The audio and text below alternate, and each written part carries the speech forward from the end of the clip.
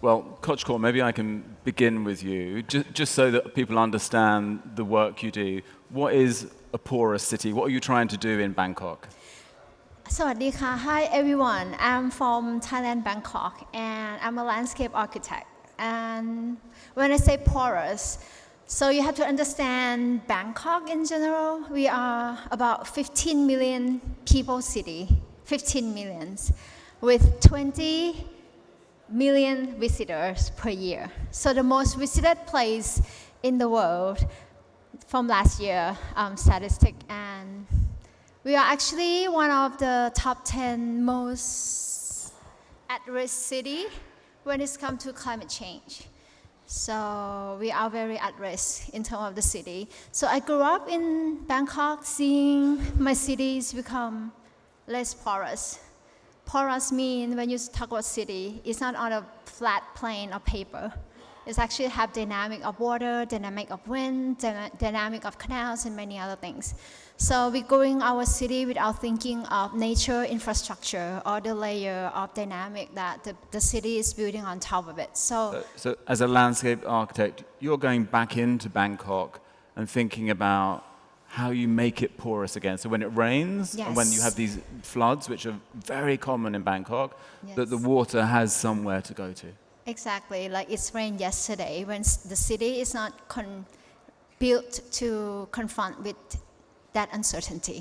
Well, maybe you can do a little side research project here as well for porous Dubai. Carlo, just before we debate this notion of the timeless city, just explain to people, because you're interesting, you're from academia to practical solutions, and especially about what we're discussing here today, how technology fits in with architecture, urban innovation. What's the bit that gets you excited when you look at cities? Sure, sure. Thank you, Andrew. I would say today it's a very interesting time when we look at cities. And the reason for that is for the first time, we can actually, we heard a bit about this in the previous presentation, we can look at cities through new lenses. The lens of data, the lens of complexity. If you go back 150 years ago, the father of modern Barcelona, a guy called Ildefonso Cerdà, in one of his books, he was dreaming about a day when actually cities, thanks to data, would become something we could design in a new way. Traditionally, we could only look at the physical city. Well, he was dreaming about the time when also the connection, the movements, and people's condition inside the city would be visible, and hence become the beginning of a new design process. Well, the time has come. So today we can actually look at all this information to understand cities in a different way, and that's the first starting point in order to make them more sustainable and better for citizens. Well, Carlo, let's begin with you, because the title of this session is Timeless Cities. And I think that we had a call the other day, and we realized that it means different things to so many different people. Is it about holding on to the past? Is it about going to the future but making sure what we build is resilient and safe? And what do we preserve? And what do we decide that actually we can let go that doesn't mean too much to us? When you saw this title, what did you think about? Is timelessness a good attribute for a city to have? Yeah, yes, Andrew, you were mentioning that, when you look at timeless cities, especially in Europe, usually people think about looking at the past, preserving the past. And by the way, today, we just saw a picture a moment ago from ChatGPT. You can actually take the past and use that in order to build the future. There's somehow a way that you can look at all the past form-making materials and so on and perpetuate that in the past. But it seems to me there's a more interesting way. And that's actually the way that I think Dubai and many cities in the region could follow, which is being timeless by looking at the key timeless forces that shape cities. Think about climate, think about nature, think about that, but actually do that in an innovative way. So if you want, that's a way to be timeless, but looking at the future, not at the past. And for you, when you look at Bangkok, in the past, the city didn't flood. In the past, the city was porous, could take the rain, coped with it. We're going to look at the future in a moment, but for you, is something important about looking at the things that were built in the past and returning to some of those things when you think about being timeless? Yes, I think in the matter of times, it's about past or future, but the most important is about the present. and it's the mixture of your past and then what you want in the future. Like in Bangkok, we used to travel through canals, but nowadays there's so much traffic, we neglected the canals. The floodings come after and many more issues. Clean water is not accessible in my city. Clean air is become very rare because of the PM 2.5. So I just feel that there is some point that human and nature finding the balance that I think we need to go back and learn. So we're not making the same mistake. But in terms of the future, I just feel that you cannot just adapt other things, not yourself, and think about timeless. Because when we talk about city, we always put human as a centric people, not a nature. And I think like the city like mine, which can be gone in the map in 20 or 30 years because of the sea level rise, because of the flooding. I think our future, not even think about the timeless, but thinking about how we're gonna thrive, we either adapt or die with this pattern of the climate that's been shifting. So I think it's very challenging and urgency when we talk about time. Carla, when you look at a city like Dubai, which has changed so fast and in such interesting ways, where I think many people who probably in their 60s or 70s now, when they go down to the city, they don't see the city of their past. They see a completely new landscape. They have to have accepted that their memory isn't embedded in the place they used to hang out, the old street corners, where in many European cities, it's holding on to all of this preservation that begins to stop you innovating, to stop you thinking about new things. What's this balance for you between the need to be new and innovative, and also this idea that you hold on to some things from your past? And who do you think has the advantage? Do you think actually a city like Dubai has an advantage over a Paris or a London, where you are so stuck with all the things you have from your past?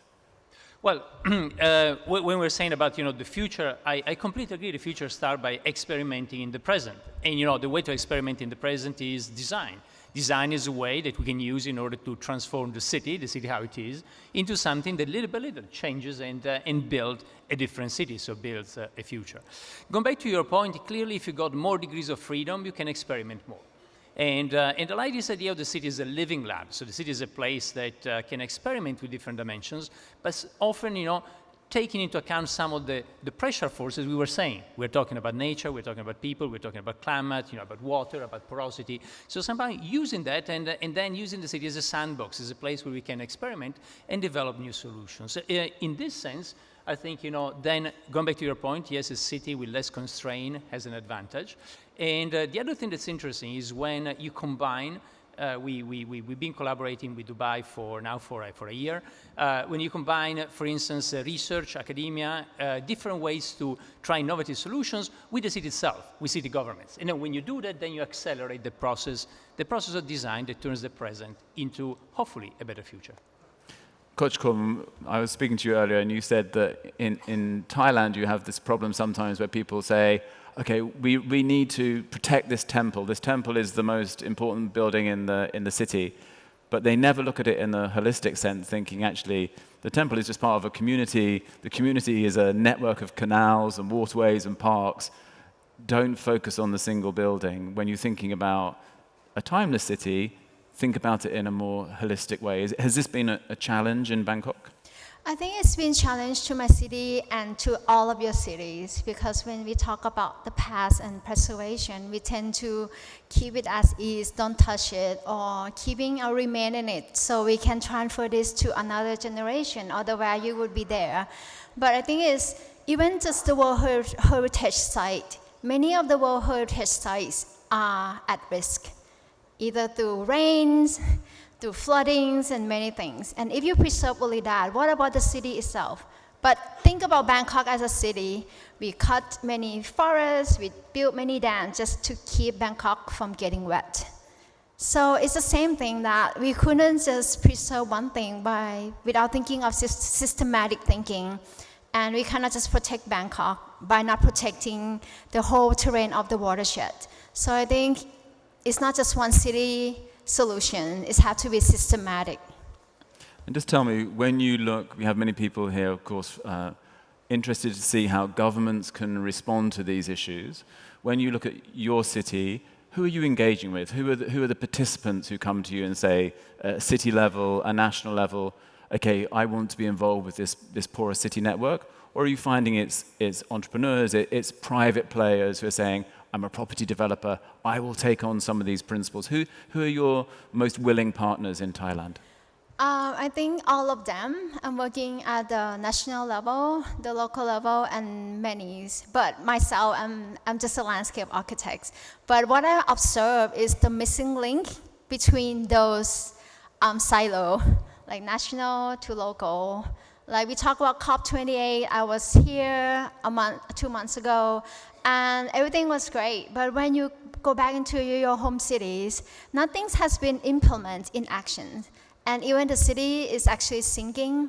There's like no aligned policy or the drive that this is an urgency. So I just feel that all the collaboration is there, but we need to plug in this missing link to make the whole picture as one. Yes. And just to explain that obviously Bangkok faces many of these challenges, but you're now looking at other cities in the region because you have a capital city like Jakarta, which is slowly sinking to such a degree that they have decided to move the capital to a new site, leaving the old city knowing that it's terribly challenged. Are you finding that in Southeast Asia that you're coming across many other cities facing at a government level and a civic level these same huge challenges? I'm very optimistic about this, but something needs to be shifted. We have been called amphibious, like crocodile culture. We know how to live best in wet and dry seasons. So I think that's something about the past wisdom that's been transferred through humanity, like through Thai culture, that it's okay to get wet. It's fine that we are part of this dynamic. But maybe just this past 50 to 100 years that we built an urban infrastructure that reduce our resilience ourselves. So I just feel that there is some, I think we're not afraid of water, but just the city infrastructure, it doesn't help us to become amphibious again. So I think we need to try to unleash that link, yes. Well, I like the notion that we've invented a new phrase, crocodile urbanism. But congratulations, Kochko. That's a first. We're putting that in the diary. But Carlo, when you look at the partners that you need to implement change, to find success, to make cities timeless, whose doors are you knocking on? You're working obviously here in Dubai, but do you think the key players, you work, as I said, across from academia to speaking to people in public policy, to speaking to people who are developers and in scientists, where are you finding the best points of change when we think about our cities? Yeah, when you look at the city is really a universe. When you think about, what Shakespeare says, what is a city but the people? And then you need to bring together, different type of people, different communities. Incidentally, that is what we will be doing next year. I'm starting to curate the Venice Biennale for Architecture 2025. So congratulations. Thank you. The Venice Biennale will be really a venue where actually architects can come together with people from cities, with government, with research, with academia, and so on. So sometimes you need forums like that one, or forums like today as well, where you got government and different other people talking about this incredibly complex system, which is a city that again, since around 10,000 years ago, cities didn't exist before, and 10,000 years ago became this beautiful mechanism to bring us together and to bring different communities together. So that's the first thing. I think you really want to be very inclusive. The second thing I want to say, when I was listening to the previous conversation, is that cities at the same time are usually quite conservative. When cities need to do procurement, usually cities look at best practices. But if you think about it, the best practice is the opposite of innovation. In a best practice, what you do is actually you ask people, how many times have you done something? And then you look at successful cases in the past, and basically you continue replicating that. Imagine best practice means that you look at a city that 20 years ago had an idea, then designed it, then implemented it, then it was successful, and what you do, you're basically locking the future into the past. Well, one thing that the previous conversation was inspiring me, I was thinking about this in the previous conversation, is the fact that I think we should have cities take a bit more risk. And also cities be more open to experimenting, to try new things, to do something similar to what in the United States the X Prize Foundation does, right? You take a challenge and you try to look at a solution, no solution that have been tested many times, but new solution never tested before. So I think that's one way, again, to elaborate and to accelerate the transformation of the present. Now, you're both, and many people in this room are very interested in the question of resilience and how we build resilience into our cities. Maybe just staying with you, Carlo, when you think about resilience and making this part of the city of the future, we know the obvious challenges. Some of our cities are getting too hot, some too wet. But how do you begin to navigate those? Because again, really interesting being here in Dubai, do you look to the past solutions, how cross breezes and courtyards made buildings cool, even in a time of the high rise? Do you have to think about new technology to keep those buildings resilient? Where's the sweet spot for you when you begin to think how we make these cities more resilient? Yeah, I think you need to look at all of them. But sometimes you can actually look at all solutions and interpret them in a new way, or look at all solutions and see how they could be applied into new contexts. I think we're seeing a lot of that. I think when you look in, for instance, the issue that the whole planet is going to all cities on the planet are going to face more and more, which is extreme temperatures, then nature provides a lot of great solutions that were used, for instance, in this part of the world. And the question is, how can you adapt them to other cities, to new contexts, to new morphology? So somehow, it's all of what you said, but I think many times is combining, bridging between the past, what we've seen work in the past, but the future in terms of how do we adapt it to a new morphology and the new context. Kochkorn, for you, again, you already touched on this notion of resilience and how we really make it part of the DNA of all the decisions we make at a city level. Are you finding that's on the agenda now in Southeast Asian cities? Are you beginning to see some change? And what would be your challenge to government leaders as they think about this question? Well, I guess for the resilience part is so obvious. I think we have enough data, enough fact to tell us that we are at risk. But I just feel that when it's come to the real action, and it's not only just for my nation, it's all of your nation as well, because we are in this together. I think that there's not enough action.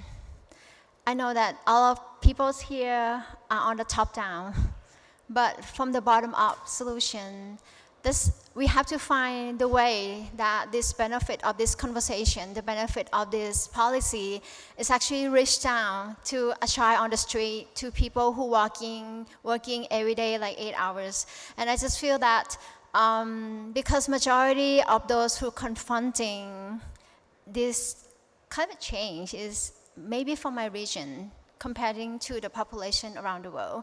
So my data is great, technology is great, but human intention is still the best. Human intention to thrive, to get through this together. And I just feel that Bangkok might be gone in the map, but my intention is to keep my city there, not to move, but just to be there and survive our culture through this change of the climate. Well, it's fascinating how maybe seamlessness doesn't just live in our buildings and our built environment. It's within us. We're the holders of our culture and our futures. But just to conclude, we should talk about this notion of. Well, jump in, Carlo. Sorry. No, sometimes a conversation is better if we disagree. So here I would try to be not so dogmatic. So I think, I don't think technology is the solution. I don't think necessarily people. I think what we can do is, we said before, sometimes nature can teach us solutions, but certainly nature can teach us a process to innovate. And what nature does is, look at what happens in a random way with mutations. Sometimes they can come from people. Sometimes they can come randomly also from technology or something else. And then, look at what works, what doesn't work. So I think, what we need to learn from nature, even more than solutions themselves, is actually the process. And I wouldn't be dogmatic, they only come top-down, bottom-up, they come from technology, not technology. I think the key point is we desperately need to innovate, and then good solution, good ideas can come from anywhere. I literally have a few seconds left, so just in like 1 or 2 words, positive about the future of cities. Do you think we can build equitable, resilient, timeless cities? Well, the reality is actually that most of our cities are built, the population on the planet, apart from a few places, is not growing anymore. And so the key challenge is not to build new cities, is actually how can we live better in the existing ones. Kochkom, a couple of words. Positive about the future? Of course, I don't want to move Bangkok to other place, so how can we integrate and be adapt on what we have, working with as is? Thank you. You certainly can't tow Bangkok anywhere else, but thank you so much for an amazing panel. Thank you. Thank you. Thank you.